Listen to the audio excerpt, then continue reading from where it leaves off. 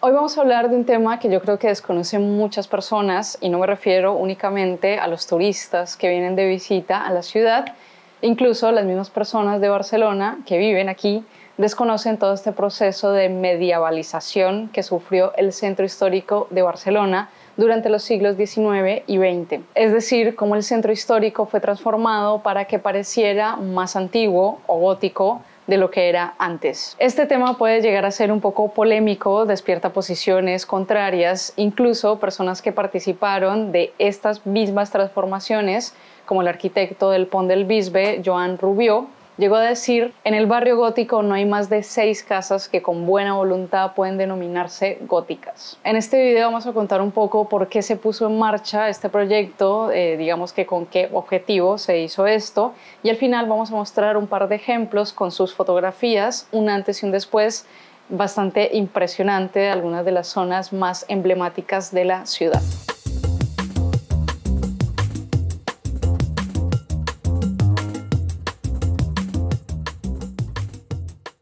Antes de empezar, les queremos recordar que ya tenemos en nuestra página web el acceso a nuestro club de historia.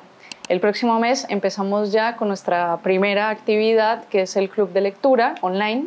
Tenemos pensado empezar con la crónica de Francisco Madrid, Los bajos fondos de Barcelona, una crónica que dio a conocer todos los secretos del barrio chino. La idea es leer el texto, analizar la época en que fue escrito, incluso ver qué queda hoy en día del barrio. Pero bueno, en nuestro club de historia podrás acceder también a contenido exclusivo. Estamos preparando otras actividades y tienen también el acceso a la parte de la comunidad en Discord. Tendrán el link para la página web aquí o en la parte de abajo, y ahí tienen toda la información. Bueno, para el día de hoy escogimos este tema del barrio gótico que sale bastante cuando hacemos los tours, los recorridos, y es todo este proceso de transformación que sufrió la zona antigua. Vamos a ver un poco porque muchas personas hablan de un falso gótico, que la zona antigua de la ciudad es prácticamente un parque temático de este estilo, o si por otro lado efectivamente la arquitectura que encontramos en este barrio es genuina, solo que fue el resultado de un proceso de rescate del patrimonio histórico. Y bueno, la verdad es que hoy en día el barrio gótico es uno de los atractivos turísticos más importantes de Barcelona.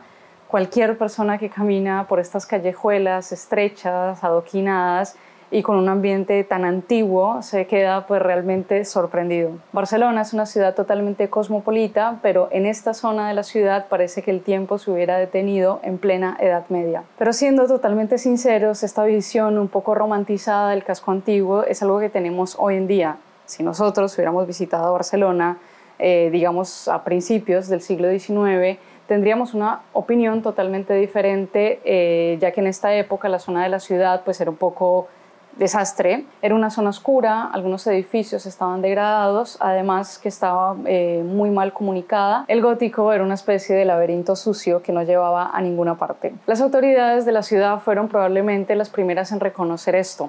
Por este motivo, ya desde el siglo XIX se empiezan a proyectar una serie de reformas necesarias en la ciudad. Se debían derribar las murallas medievales que estaban asfixiando la ciudad. Se debería mejorar la circulación, la iluminación, la higiene. Digamos que, bueno, en general había que cambiarle un poco la cara a la parte antigua de Barcelona. Uno de los proyectos más importantes empezó en 1908 y fue la construcción de la Vía Laietana, que tenía como objetivo enlazar de forma directa el nuevo barrio del Eixample con la zona del puerto, como nombramos antes, para mejorar la circulación. Esta avenida iba a atravesar literalmente todo el casco antiguo, por lo que el ayuntamiento se vio un poco en la obligación de elegir qué se iba a hacer con algunos de los edificios que estaban justamente en esta zona. Si iban a ser destruidos o si se podían conservar algunos elementos teniendo en cuenta su valor histórico. Y bueno, parece ser que fue en medio de todo este proceso que las autoridades de la ciudad se percataron de que la construcción de esta avenida estaba dejando una cantidad significativa de piezas que tenían mucho valor. Incluso habían casas enteras muy bonitas que no se querían perder. Se pensó entonces que todos estos hallazgos podían ser utilizados en otra parte de la ciudad, como propuso el arquitecto Jeroni Martorell. Muy cerca del barrio de la Catedral se podía componer un nuevo conjunto que sintetizara el arte de la vieja Barcelona. Y esto fue justamente lo que terminó pasando.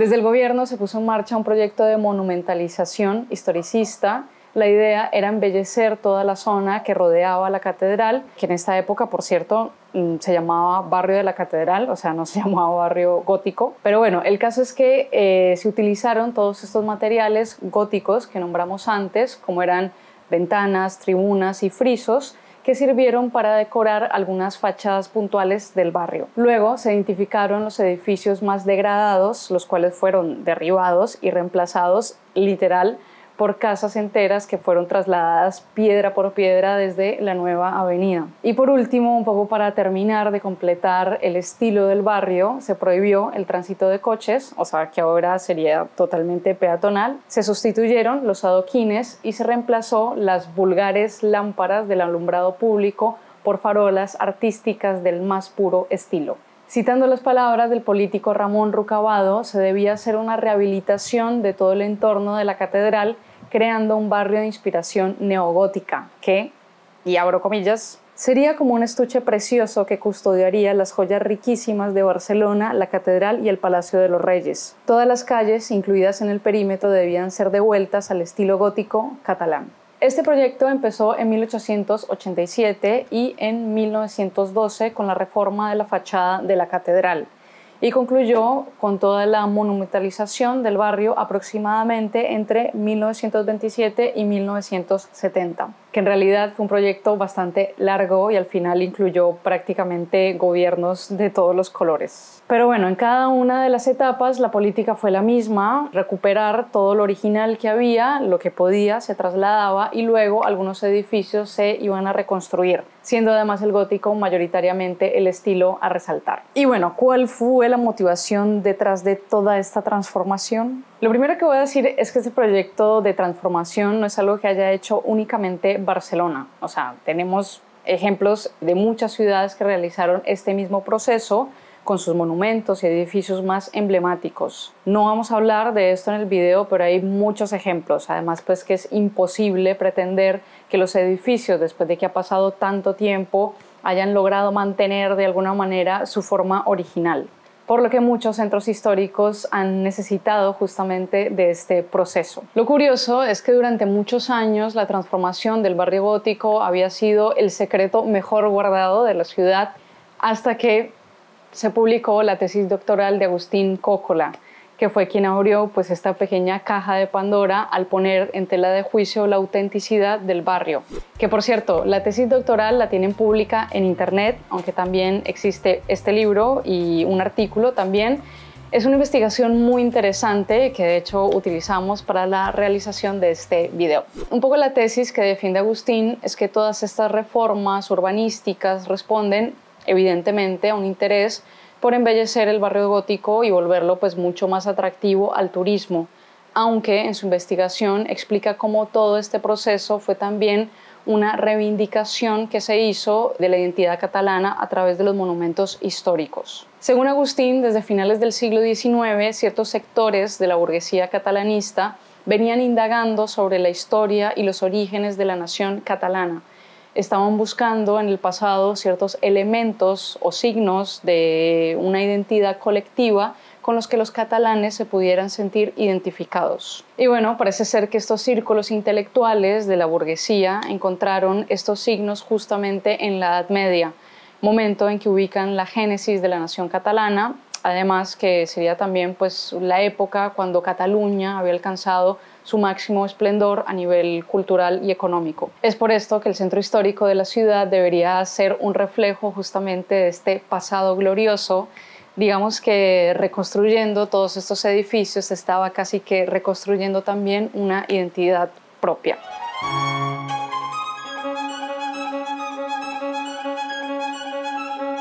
Luego, el otro aspecto que desarrolla el autor es cómo en un inicio todos estos elementos se utilizaron en la construcción de una identidad, pero luego estos mismos elementos se convirtieron también en productos exhibidos y comercializados en un mercado turístico. De hecho, al comienzo del siglo XX, cuando la burguesía catalana llega al poder, empieza a impulsar organizaciones como y ojo que el nombre me encanta, la Asociación de Atracción de Forasteros, cuyo mayor éxito fue impulsar la Exposición Universal de 1929, pero que de manera general tenía como objetivo dotar a la ciudad de una imagen de marca identificable y atraer a turistas potenciales. La idea era poner a Barcelona en el mapa del turismo internacional. Y bueno, yo creo que se logró el cometido. Hoy en día el barrio gótico es la envidia de muchas ciudades.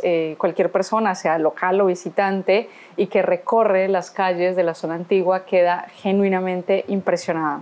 No podemos negar que el gótico es un pequeño museo al aire libre de la historia de la ciudad. Aún así, nos gustaría saber ustedes qué opinan de todo esto, si podemos hablar de un barrio construido, un barrio realmente gótico, o de pronto si el término más preciso podría ser el barrio neogótico. Pero bueno, nos gustaría saber qué opina de todo esto, sobre todo bueno, de las afirmaciones que hace Agustín Coppola en su tesis. Pero ya para finalizar les traemos entonces un par de ejemplos. Vamos a ver el antes y después de algunos lugares icónicos de la ciudad. El criterio de selección de esta lista es únicamente de lo que pudimos encontrar fotografías originales, o sea, el estado anterior a la reforma. Hay algunos casos como el Pont del Bisbe que no pude encontrar cómo era el puente antes y por eso no lo incluí, pero este puente es de 1928, ojo. En fin, vamos a ver algunos ejemplos que encontramos. Empezamos con el primer ejemplo y uno de los más impresionantes, que es la transformación de la fachada de la catedral, hecha entre 1887 y 1912, que yo creo que este es el mejor ejemplo de todos, por lo que no vamos a decir muchas cosas ya que amerita su propio video. La reforma de la Plaza del Rey consistió en devolver al supuesto estado que pudo haber tenido en el siglo XIV, por lo que se retiraron todos los elementos que se pudieron ir agregando a lo largo de la historia, como fue por ejemplo la posterior construcción del convento de Santa Clara. Se agregaron también unas ventanas y unos rosetones a la fachada y se hizo una restauración total del interior del edificio. Y por último, en una esquina de la plaza se trasladó la Casa Padellas, un edificio del siglo XVI que había quedado al otro lado de la Vía Layetana, rodeado de construcciones modernas, por eso se trasladó. La Plaza Sant Lluc es una plaza muy pequeña que se encuentra en uno de los laterales de la catedral. La transformación de esta plaza se hizo entre 1944 y 1955. Fue Alfons Florensa quien se encargó de la monumentalización del espacio. Se reemplazaron estas escaleras con unos pórticos de medio punto, luego se trasladaron unas ventanas y una puerta que se encontraba originalmente en la Plaza del Rey y que hoy en día es la entrada del Museo Frederic Marès. Seguimos rodeando la zona de la catedral, solo que ahora tenemos la Casa de los Canonges, que es una de las zonas más impresionantes, o sea, mejor logradas de la ciudad.